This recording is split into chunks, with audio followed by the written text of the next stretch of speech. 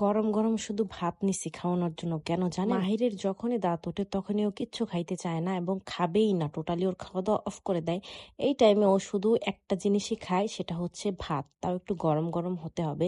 সেটাও সবসময় অ্যাকসেপ্ট করে না। এটা তো ন্যাচারাল প্রসেস না? বাচ্চাদের দাঁত ওঠার সময় দাঁত ব্যথা হবে, মাড়ি ফোলা থাকবে, জ্বর হবে, অনেকের পেট খারাপ হয়। এই টাইমে অস্বস্তি লাগবে, খাবে না, এটা একদমই স্বাভাবিক। তো ধৈর্য ধরে ওয়েট করতে হয়। আলহামদুলিল্লাহ, আমার ছেলে সারা বছর খাওয়া নিয়ে কোনো ঝামেলা করে না, কিন্তু দাঁত ওঠার সময় আমি খুবই প্যারা খাই। ওর যে কয়বারই দাঁত উঠবে সে কয়বারই ও খাবার নিয়ে এত গ্যাঞ্জাম করবে।